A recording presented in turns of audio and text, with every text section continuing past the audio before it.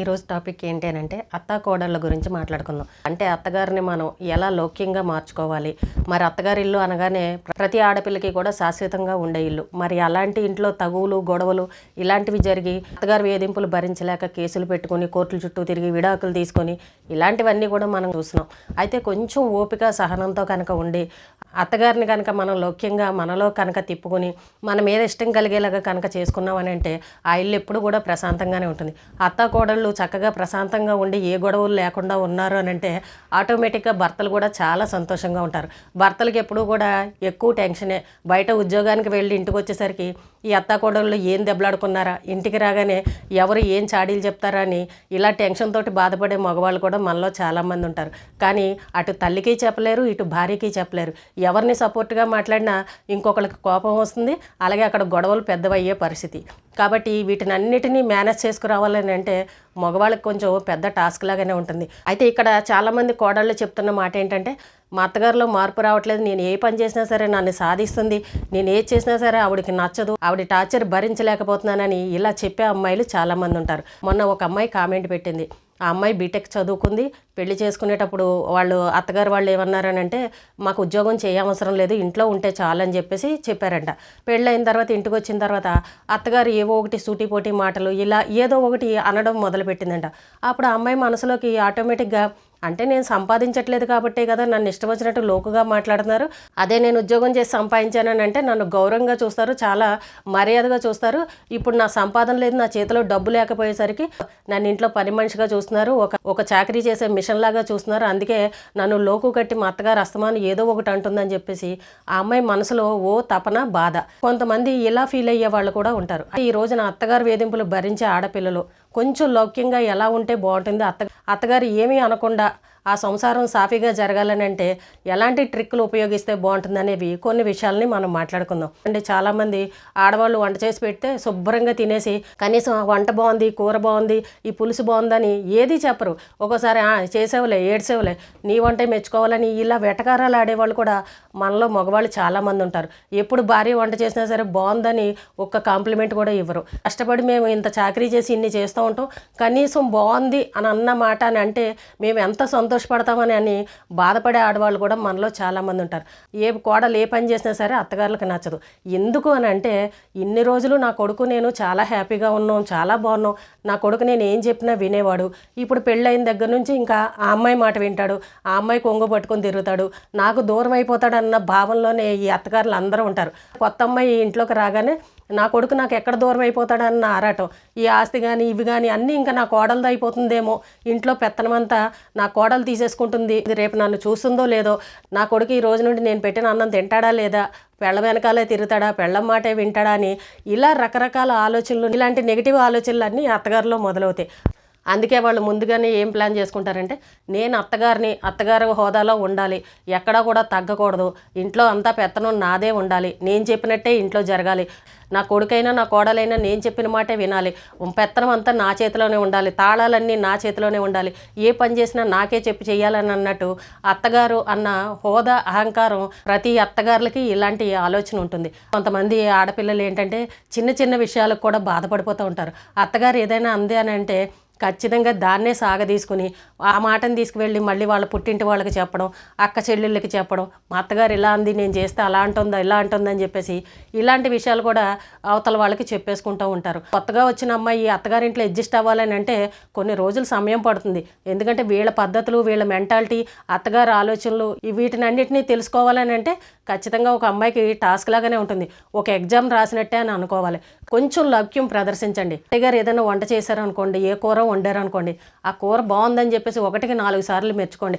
అత్తయ్య మీరు చేసిన కూర చాలా బాగుంది, మీ అబ్బాయికి చాలా ఇష్టం, మీరే చేయండి అని అన్నారనుకోండి, నెక్స్ట్ టైం కూడా ఆవిడ మళ్ళీ నేనే వంట చేస్తానని పొయ్యి దగ్గరికి వెళ్తుంది.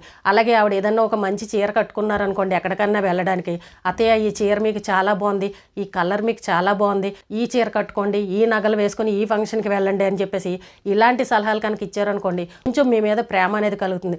అలాగే కొంతమంది కోడళ్ళు చెప్తున్న మాట ఏంటంటే, మా అత్తగారికి నేను అందంగా తయారైతే నచ్చదు, మంచి చీర కట్టుకుని పువ్వులు పెట్టుకున్నానంటే ఆ రోజున ఇంట్లో ఏదో ఒక గొడవ పెట్టేస్తుంది, కొడుకు ఉన్నవి లేనివి చెప్పి కొడుకు చేత కూడా తిట్టిస్తుంది, మేము ఎక్కడికన్నా బయటకు వెళ్తామనంటే మా అత్తగారికి అస్సలు నచ్చదు, ఇలాంటి మాటలు చెప్తూ ఉంటారు. ఎప్పుడైనా సరే మీరు బయటకు వెళ్తున్నారని అన్నప్పుడు, అత్తయ్య మీరు కూడా రండి అత్తయ్య, మీరు వస్తే బాగుంటుంది, లేదంటే సినిమాకి వెళ్దాం, లేదంటే షాపింగ్కి వెళ్దాం, మీరు రండి మాతోటి, మీరు చీరలు బాగా సెలెక్ట్ చేస్తారు, లేదంటే మీకు కూడా అన్నీ తెలుస్తాయి, గోల్డ్ షాప్కి వెళ్తున్నాం కదా మీరు రండి చూద్దరుగానే అని ఒక్క మాట ఆవిడని అడిగారు అనుకోండి, ఆవిడ ఎలాగూ రానంటుంది. నేను రానులే మీరిద్దరు వెళ్ళండి అని మీరు రమ్మన్నా సరే వాళ్ళు ఎలాగూ రానంటారు. కానీ ఆ రమ్మని పిలిచారు అనుకోండి, ఆవిడలో ఒక మంచి భావన కలుగుతుంది. మా కోడలు వెళ్తుంటే నన్ను రమ్మంది, నేనే వద్దన్నానులేనని ఒక మంచి ఆలోచన ఉంటుంది. అదే మీరు చెప్పకుండా వెళ్ళిపోయి నాకు ఏ విషయాలు చెప్పరు, వీళ్ళు ఇష్టం వచ్చినట్టు తిరుగుతున్నారు, వీళ్ళు ఇష్టం వచ్చినట్టు ఏదంటే అది చేసుకుంటున్నారు, నా కొడుకుని మార్చేసింది, నా కొడుకు కూడా పెళ్ళం వెనకాల తిరుగుతున్నాడని అత్తగారిలోకి ఇలాంటి ఆలోచనలు వస్తాయి. కాబట్టి మీరు ఏ పని చేసినా సరే మధ్యలో ఆవిడ్ని ఖచ్చితంగా కలపాలి. మీరు రండి అన్నారంటే వాళ్ళు ఖచ్చితంగా రారు, పెద్దవాళ్ళు ఎవరు కూడా. కాబట్టి ఇలాగ లౌక్యంగా మాట్లాడడం నేర్చుకోవాలి. ఇప్పుడు ఏదైనా పండగ వచ్చిందనుకోండి, అందరం కూడా కొత్త బట్టలు కొనుక్కుంటాం. అలాగే మీ అత్తగారు కూడా మీరు సంపాదించే వాళ్ళు అనుకోండి, మీ అత్తగారు కూడా మీరు కూడా తీసుకువెళ్ళి అత్తయ్య మీరు చీర కొనుక్కుందరు కానీ రండి, మీకు నచ్చింది కొనుక్కుందరు కానీ రండి, మన ఇద్దరం షాపింగ్కి వెళ్ళి ఇద్దరం కొనుక్కుందాం రండి అని చెప్పేసి ఇద్దరు కలిసి వెళ్ళారు అనుకోండి, చక్కగా ఆవిడకి నచ్చింది కొనిపెట్టారని అంటే ఆవిడ సంతోషిస్తుంది. అలాగే ఆవిడకి కూడా అప్పుడప్పుడు సర్ప్రైజ్లు ఇచ్చారనుకోండి. ఇప్పుడు అత్తగారుల కంటే ఏముందండి, చీరలు తప్ప పెద్దగా ఆ వయసులో వాళ్ళు ఏం కట్టుకుంటారు చెప్పండి. చక్కగా ఎప్పుడైనా సరే పండగ వచ్చినప్పుడు అత్తయ్య మీకు ఈ చీర కొన్నాను, ఈ కలర్ బాగుంటుందని కొన్నాను, మీరు ఇది కట్టుకోండి అని చెప్పేసి ఇలా ఏదైనా సరే ఆవిడకి ఇష్టమైంది ఏదో తెలుసుకొని అవి కనుక తీసుకొచ్చి ఆవిడకి గిఫ్ట్ రూపంలో ఇచ్చారనుకోండి, ఖచ్చితంగా మీ మీద ఇష్టం కలుగుతుంది. ఒకవేళ మీరు ఏదైనా చేసినప్పుడు అది బాగోలేదని ఆవిడ అన్నారనుకోండి, మీరు దానికి ఫీల్ అయిపోకూడదు. మీరు ఏదైనా ఒక పని చేశారనుకోండి, ఆవిడ ఏదో ఒకటి వంక పెట్టి తిట్టింది అనుకోండి, అప్పుడు మీరు అనాలి అత్తయ్య ఎలా చేయాలో చెప్పండి అత్తయ్య, నేను మీ దగ్గర నేర్చుకుంటాను, నాకు తెలియదు కదా, నేను ఎప్పుడూ చేయలేదు కదా, మీరు చెప్పండి, మీరు చెప్పినట్టు నేను చేస్తాను, మీ దగ్గర నేను నేర్చుకుంటానని ఇలా లౌక్యంగా మంచితనంగా కనుక మాట్లాడారు అనుకోండి, ఖచ్చితంగా ఆవిడ మిమ్మల్ని ఇష్టపడుతుంది. అంతేగాని ఆవిడ ఏదైనా చిన్న మాట అనగానే దాన్నే మనసులో పెట్టేసుకుని మళ్ళీ మీ భర్త రాగానే మళ్ళీ మీ అమ్మ ఎలాగందని మళ్ళీ అతనికి చెప్పి అతను వెళ్ళే వాళ్ళ అమ్మని అడిగి ఇవన్నీ గొడవలను ఎక్కువ పెంచకూడదు. ఎప్పుడైనా సరే మీ అత్తగారు ఏదన్నా అన్నారు అనుకోండి, వెంటనే వెళ్ళి మీ ఆయనకి చెప్పేయడం, మళ్ళీ అమ్మ మీద నెగిటివ్గా చేయడం, ఇలాంటివి మాత్రం అస్సలు చేయకండి. ఎందుకంటే ఇదిగో మా అమ్మ మీద ఇలా చాడీలు చెప్తుందని ఒక ఆలోచన అతనిలో కూడా ఉంటుంది. కాబట్టి ఎప్పుడైనా మీ అత్తగారు మిమ్మల్ని ఏమన్నా అన్నా సరే, అత్తయ్యగారే కదండి పోనీలే అంటే అన్నారులే, మా అమ్మ అంటే నేను పన్నేంటి, పెద్దావిడ కదా అని ఇలా కనుక మీ భర్త దగ్గర అన్నారనుకోండి, మీ భర్తలో కూడా ఒక మంచి ఆలోచన ఉంటుంది. మా అమ్మ ఏమన్నా సరే మా ఆవిడ ఏమీ పట్టించుకోవట్లేదు, చాలా మంచిది అని అన్న ఆలోచన ఉంటుంది. ఆడవాళ్ళకి ఏంటంటే కొంచెం పొగడతలంటే మన ఆడవాళ్ళకి చాలా ఇష్టం. నీ చీర చాలా బాగుంది, నువ్వు అందంగా ఉన్నావు, ఈ నగలు నీకు చాలా బాగున్నాయి అని ఇలా ఏదో ఒకటి కనుక కొంచెం పొగిడారు అనుకోండి, ఖచ్చితంగా ఆడవాళ్ళకి నచ్చుతుంది. ఈ అత్త కోడళ్ళు సీరియల్ చూసిన తర్వాత ఒక రకమైన ఆలోచన పెట్టేసుకుంటున్నారు, మా కోడలు కూడా ఇలాగే చేస్తుందేమో, మా అత్తగారు కూడా ఇలాగే చేస్తుందేమో అని అన్నట్టు సీరియల్ని చూసి వంకలు పెట్టి తిట్టుకోవడం, సీరియల్ని చూసి ఆ వాటినే మనసులో పెట్టుకోవడం, ఈ ఆలోచనల వల్ల ఇంట్లో తగువులు రావడం, అన్న మాట అన్నా సరే దాన్ని పెద్దదిగా చూడడం, ఇలాంటివన్నీ జరుగుతున్నాయి. ఎప్పుడైనా సరే ఒక లౌక్యంగా మాట్లాడడం తెలుసుకోండి.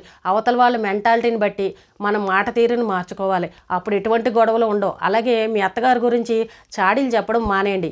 ఏదైనా ఇంట్లో చిన్న గొడవైనా సరే భర్త మీద కానీ అత్తగారి మీద కానీ పక్కింటి వాళ్ళకి చెప్పడం, ఎదురింటి వాళ్ళకి చెప్పడం, తెలిసిన వాళ్ళకి చెప్పడం, ఫ్రెండ్స్కి చెప్పడం, మా అత్తగారు ఇలా అంది, మా ఆయన ఇలా అన్నారని ఇలాంటి విషయాలు మాత్రం మీ ఇంటి గుట్టును తీసుకువెళ్ళి బయట వాళ్ళకి చెప్పకండి. అలా చెప్పడం వల్ల ఏంటంటే ఏదో ఒక రోజు ఖచ్చితంగా ఆ మాట ఊరంతా తిరిగి మళ్ళీ వీళ్ళ దగ్గరికే వస్తుంది. ఇగో మీ భార్య ఎలా అంది, లేకపోతే మీ కాళ్ళు ఎలా అందానని ఈవిడ దగ్గరికి ఆ మాట వచ్చిందనుకోండి, మీ మీద ఎంత నెగిటివ్ ప్రభావం కనబడుతుందో తెలుసా.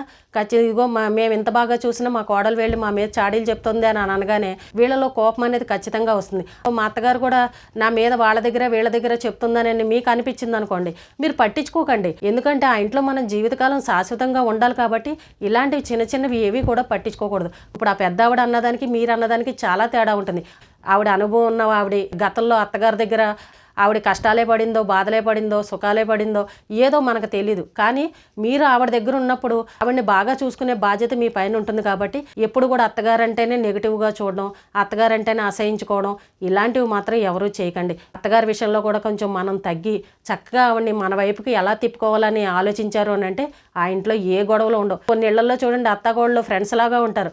అసలు అది వీళ్ళ అత్తకోళ్ళేనా అని ఆశ్చర్యం కలిగేలాగా ఉంటుంది. అమ్మ కూతుళ్ళలాగా ఉంటారు. మనకు అలాంటి వాళ్ళు కూడా మనకు కనబడుతూ ఉంటారు. మరి అది ఎలా సాధ్యం అని అంటే మీ మాట తీరు, మీ పద్ధతి, మీ అత్తగారిలో ఉన్న మెంటాలిటీని మీరు కనుక అర్థం చేసుకున్నారని అంటే ఖచ్చితంగా మీరు ఆ ఇంట్లో హ్యాపీగా ఉండొచ్చు. అలాగే మీ భర్తను ఒకలాగా, అత్తగారిని ఒకలాగా, ఇలా 2 రకాలుగా విధానంగా చూడకండి. అలాగే ఒకవేళ ఆడబడుచు ఉందనుకోండి, మీరు ఆడబడుచుని వ్యతిరేకంగా చూశారని అంటే వీళ్ళందరికీ కోపం వస్తుంది. ఆడబడుచు భర్తల్ని మొత్తం వీళ్ళ ముగ్గురిని కూడా మీరు లైన్లో పెట్టుకుని చక్కగా లౌక్యంగా ఉన్నారు అని అంటే మీరు ఆ ఇంట్లో జయించినట్టే. ముందు మీరు ఏంటంటే ఆ గ్రూప్లో కలవడానికి ప్రయత్నం చేయాలి. వాళ్ళ మెంటాలిటీని అర్థం చేసుకుని వాళ్ళ మాటలకి సపోర్ట్గా నిలబడి వాళ్ళు మాట్లాడుకుంటుంటే చిన్న చిన్న సలహాలు ఇచ్చి వాళ్ళని పొగుడుతూ వాళ్ళ ఆలోచనలకి మీరు సపోర్ట్గా మాట్లాడారనుకోండి, ఖచ్చితంగా మీరు కూడా వెళ్ళి వాళ్ళ గ్రూప్లో జాయిన్ అవుతారు. లేదు మీరు ఇలాగే నెగిటివ్గా కనుక ఉన్నారు అని అంటే మిమ్మల్ని సపరేట్గా పెడతారు, వాళ్ళ గ్రూప్ అందరూ ఒకలాగా ఉంటారు. ఇలాంటివి కూడా కొంచెం అక్కడ ఉన్న పరిస్థితులను బట్టి వాళ్ళ మెంటాలిటీని బట్టి మీరు అర్థం చేసుకుని వాళ్ళతో లౌక్యంగా ఉండాలి, వాళ్ళలో కలిసిపోయే విధంగా ఉండాలి.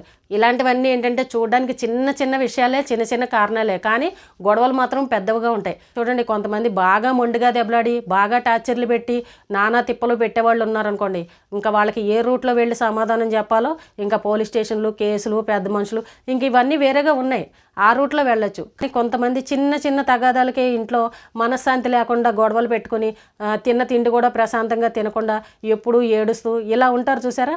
అలాంటి వాళ్ళు మాత్రం ఇలాంటి ట్రిక్కులు ఉపయోగించి చక్కగా మీ అత్తగారిని మీ వైపు తిప్పుకునేలాగా ప్రయత్నం చేయండి. ఇల్లు అనేది ఎప్పుడు కూడా మనకు ప్రశాంతంగా ఉండాలి. భర్త ఉద్యోగానికి వెళ్ళి ఇంటికి వచ్చాడు అని అంటే అత్త కోడళ్ళ గొడవలు చెప్పి వాళ్ళని అస్సలు విసిగించకూడదు. మన ఇల్లు ప్రశాంతంగా ఉంటేనే మనం కూడా సంతోషంగా ఉంటాం. మీ అత్తగారు అన్న మాటల్ని మామూలుగా తీసుకుని దానికి నవ్వుతూ కనుక సమాధానం చెప్పారనంటే అక్కడ ఏ గొడవ పెద్దదవదు. కాబట్టి ఇంకొకరికి చెప్పి మీ కుటుంబాల్లో తగాదాలు తెచ్చుకొని మీ కుటుంబ విషయాలన్నీ బయట వాళ్ళకి తెలిసి లోకు కట్టుకుని ఇవన్నీ ఎందుకు అవసరమో చెప్పండి. ఎప్పటికీ మనం జీవితకాలం ఆ ఇంట్లో ఉండవలసిన వాళ్ళం కాబట్టి అత్తగారితోటి చాలా జాగ్రత్తగా ఉండండి. అత్తగారిని మీ వైపుకు మలుచుకోండి. అలాగే మీరిద్దరూ చక్కగా ఉన్నారనంటే మగవాళ్ళు కూడా చాలా హ్యాపీగా ఉంటారు. అత్తగోళ్ళ గొడవలు అనేవి సహజంగా ప్రతి కుటుంబంలోనూ ఉంటాయి. దాన్ని పెద్దగా సీరియస్గా చేసుకుని వాళ్ళకి వీళ్ళకి చెప్పి మన ఇంటి పరువును మాత్రం తీసుకోకూడదు.